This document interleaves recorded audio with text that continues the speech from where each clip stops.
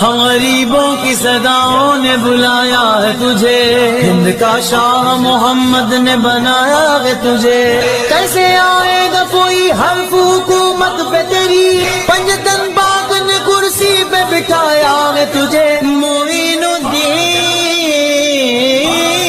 کرسی پر کوئی بھی بیٹھے، راجا تو میرا خواجہ ہے۔ صدق اللہ مولانا العلی العظیم وصدق رسولہ النبی الامین الکریم ونحن علی ذلک لمن الشاہدین والشاکرین والحمد للہ رب العالمین۔ حاضرین، آج کا مبارک دن جمعہ کا بھی دن ہے اور صاحب قدس صاحب آستانہ حضرت سید خواجہ حسام الدین بٹنال زنجانی چشتی اشرفی رحمۃ اللہ تعالی علیہ کی زیارت کا بھی دن ہے۔ مہینہ بھی عطائے رسول ہند الولی خواجہ خواجہ حضور غریب نواز کے عرس کا مہینہ ہے۔ کتنا اچھا موقع ہمیں ملا ہے، تو میں چاہتا ہوں کہ خواجہ صاحب کا عرس ہے اور عطائے رسول کا مہینہ ہے، تو کچھ اشعار خواجہ صاحب کی بارگاہ میں نظر کر کے پھر اپنی گفتگو کا آغاز کروں گا۔ ایک مرتبہ بآواز بلند درود شریف پڑھیے۔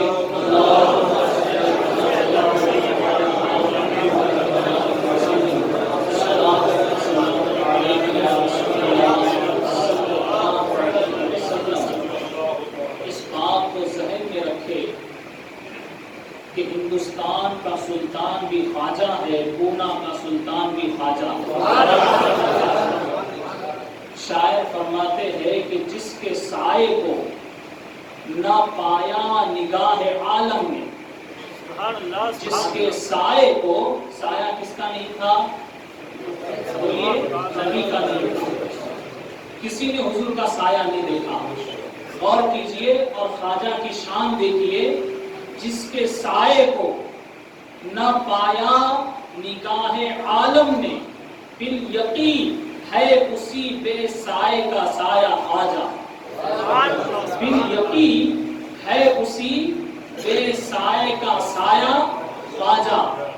میں نہ کہتا تھا اے غم دل کہ ہے میرا بھی کوئی، میں نہ کہتا تھا اے غم دل کہ ہے میرا بھی کوئی، اب تیری خیر نہیں دیکھ وہ آیا خواجہ، اب تیری خیر نہیں دیکھ وہ آیا خواجہ۔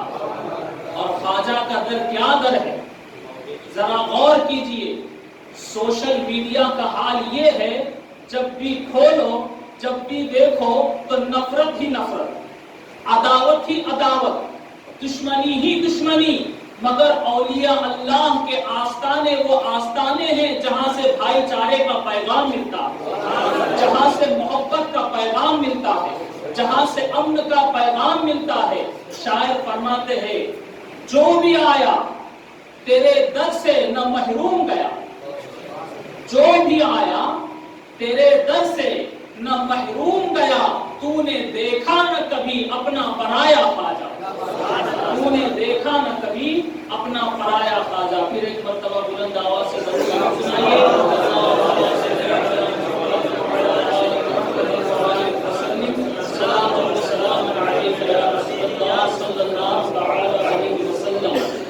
قرآن کریم کی بہت ہی مشہور و معروف آیت کریمہ کی تلاوت کا شرف میں نے حاصل کیا ہے۔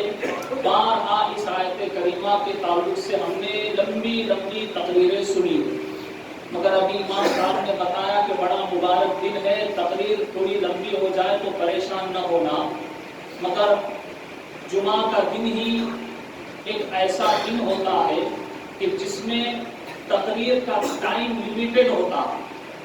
کیا ہوتا ہے؟ اور پبلک انلیمیٹڈ ہوتی ہے، مگر پھر بھی جو موقع ملتا ہے باتیں کرنے کا، نصیحت کرنے کا، وہ تھوڑے وقت میں سچے لوگوں کے لیے بہت بڑی بات ہے۔ تھوڑے وقت میں اگر کچھ باتیں ہمیں ملتی ہے تو ہمیں سیکھنا ہے، سمجھنا ہے۔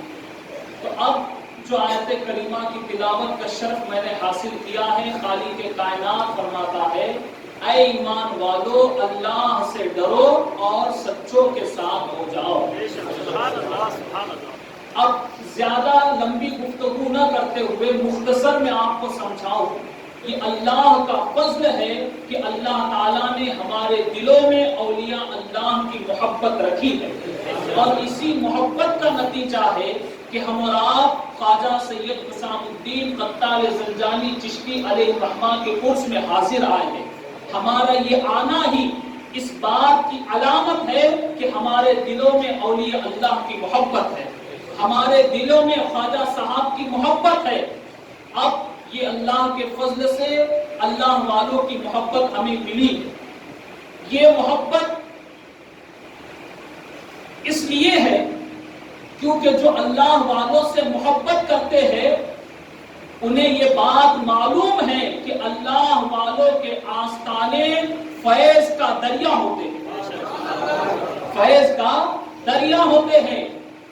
ان کی نگاہوں میں خدا نے وہ تاثیر رکھی ہے کہ ڈاکٹر اقبال کا شعر ہم نے کئی بار سنا، لیکن ذرا غور کر کے سنیے کہ نگاہ مرد مومن سے بدل جاتی ہے تقدیریں، نگاہ مرد مومن سے بدل جاتی ہے تقدیریں، جو ہو ذوق یقین پیدا۔ یہ جملہ غور کیجئے، اللہ والوں کے در پہ سب آتے ہیں، سب کی مراد پوری ہوتی ہے؟ اب آپ جانے ہوتی کہ نہیں ہوتی، مگر شعر تو اچھی طرح سے سمجھیے، جو بھی اللہ والوں کے آستانے پر پورے یقین اور بھروسے کے ساتھ آتا ہے وہ کبھی خالی نہیں جاتا۔ نگاہ مرد مومن سے بدل جاتی ہے تقدیریں، جو ہو ذوق یقین پیدا تو کٹ جاتی ہے زنجیر۔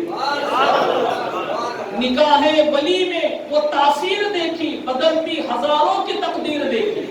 ان کی بارگاہ تو بڑی چیز ہے، ان کی ذات تو بڑی چیز ہے، خدا نے نگاہ میں وہ طاقت رکھی ہے۔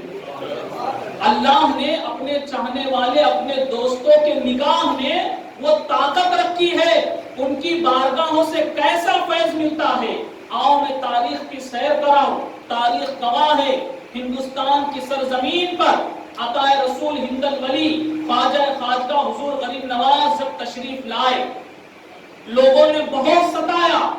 یاد رہے مسلمانوں کو ستانے کا کام نیا نہیں ہے، ہر زمانے میں کیا گیا، ہر زمانے میں کیا گیا، مگر جن لوگوں نے صبر کیا، اللہ اس کے رسول کے احکامات پر چلتے رہے، سچے پکے بن کر چلتے رہے، دنیا کی بڑی سے بڑی طاقت ان کا کچھ نہیں بگاڑ سکی، کچھ نہیں بگاڑ سکی، اور نہ قیامت تک بگاڑ سکتی ہے۔ عزیزان گرامی، برادران ملت اسلامیہ، حضور غریب نواز رحمت اللہ تعالی علیہ کا جب جادوگر سے مقابلہ ہوا، واقعہ نگاری مقصود نہیں کیونکہ واقعہ سب جانتے ہیں، کچھ نقطے آپ کو دینا چاہتا ہوں تاکہ یہ بات سمجھ لے اللہ والوں کی نگاہ کیا اثر رکھتی ہے، اللہ والوں کی نگاہ کیا اثر رکھتی ہے، بالخصوص خواجہ غریب نواز کی نگاہ کیا اثر رکھتی ہے۔ جب جادوگر سے مقابلہ ہوا، اپنے کرتب اس نے دکھائے، جو کچھ وہ جانتا تھا، مگر اس کے کرتب سے غریب نواز تو غریب نواز کے مریدوں پہ بھی کچھ اثر نہیں ہوا۔ غریب نواز نے اپنے مریدوں کے ارد گرد حصار کھینچ لیا، دائرہ کھینچا اور کہا اس سے باہر کوئی نہیں آنا۔ کیا سمجھے کہ جو اللہ والوں کے حصار میں آ جاتے ہیں، اللہ والوں کی صحبت میں آ جاتے ہیں، دنیا کی کوئی طاقت ان کا کچھ نہیں بگاڑ سکتی۔ ہم فخر سے کہتے ہیں کہ ہم خواجہ کے دیوانے ہیں، دنیا کتنا بھی زور لگا دے کچھ نہیں بگاڑ سکیں گی، ہمیں خواجہ نے اپنے حصار میں لے لیا ہے، اپنے دامن میں لے لیا ہے۔ اور جب اس نے کرتب دکھائے، مریدوں کا بھی کچھ نہ بگاڑ سکا، تو آخری کرتب اس نے دکھایا کہ ہوا میں پرواز کرنے لگا۔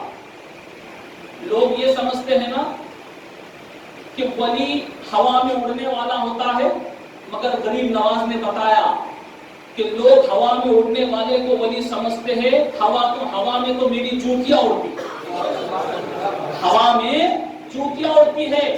غریب نواز نے اپنی جوتیوں پر نگاہ خواجگیت ڈالی.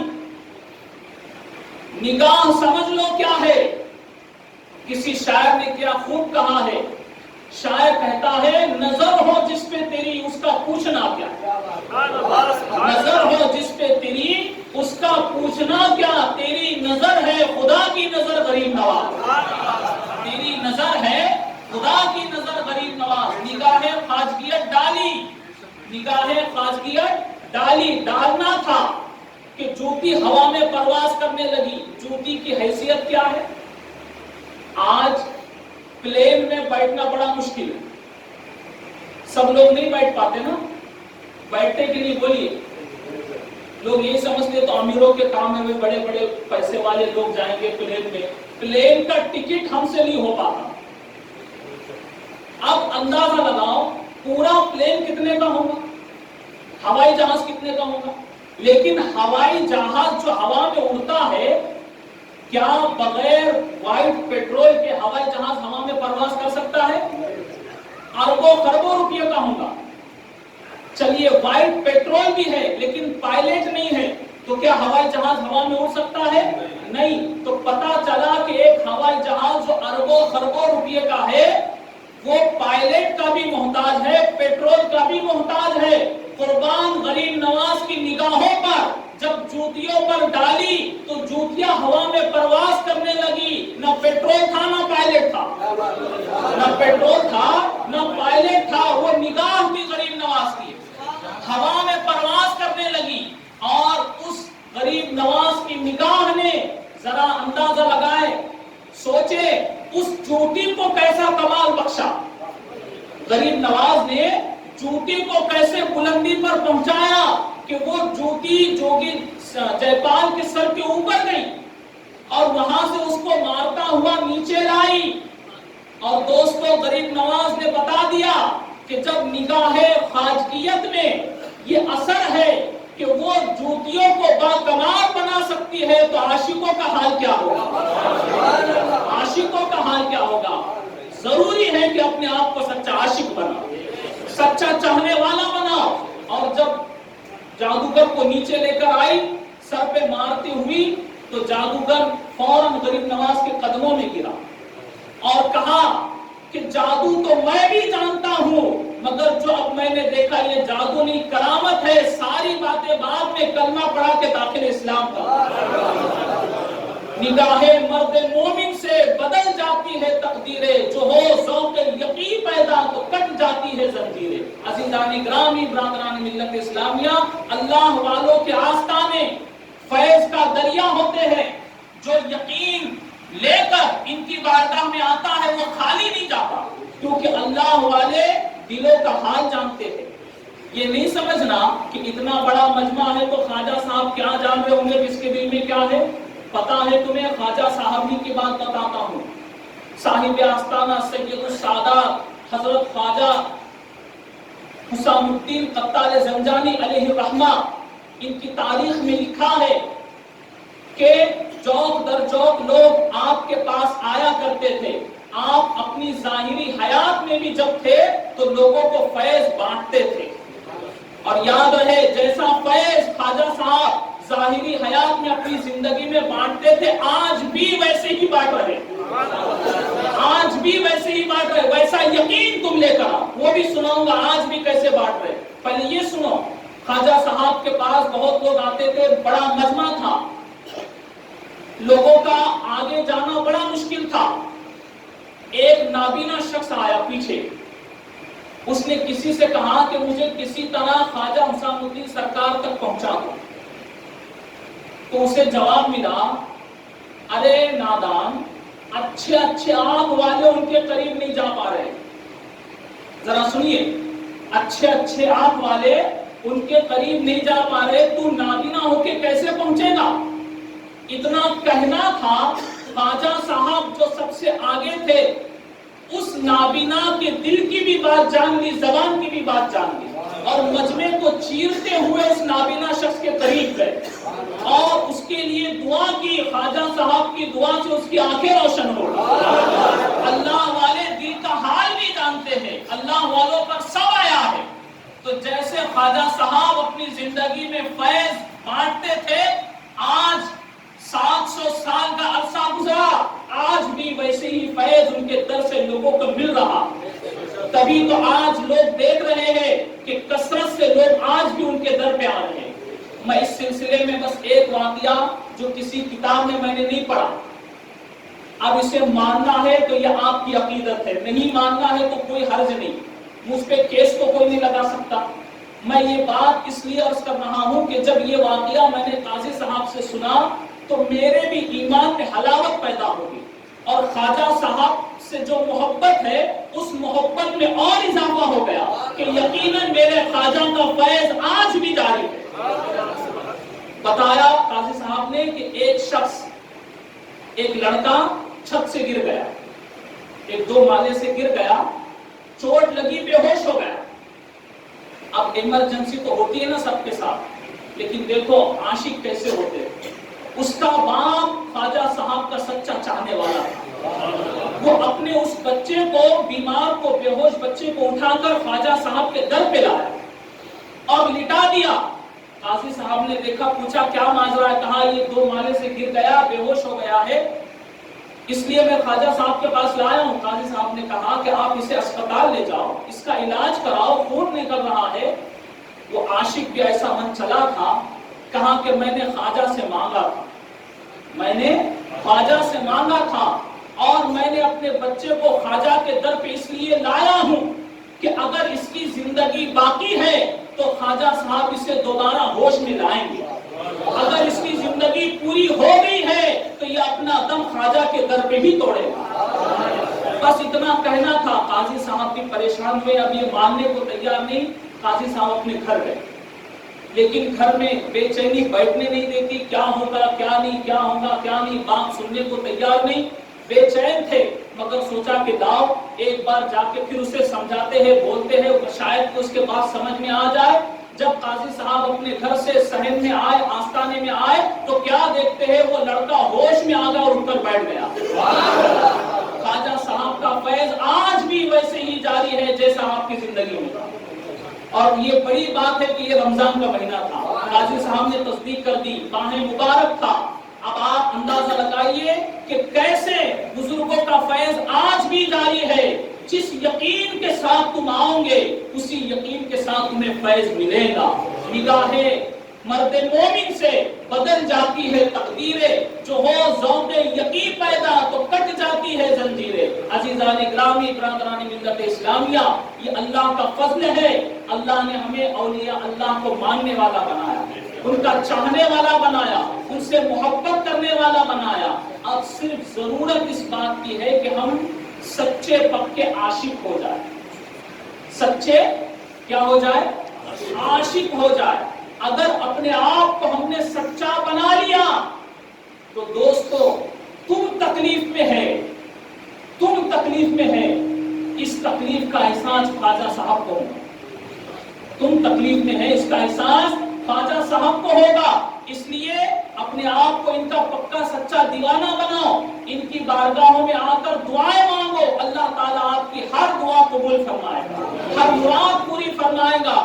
اور جو یقین سے آپ مانگیں گے انشاءاللہ آپ اپنی مرادوں کو پائیں گے. اللہ سے دعا ہے کہ اللہ تعالیٰ مجھے, آپ کو, ہم سب کو خواجہ صاحب کا پکا سچا عاشق بنائے, ان کی محبت میں زندہ رکھے, ان کی محبت میں موت نصیب فرمائے. اور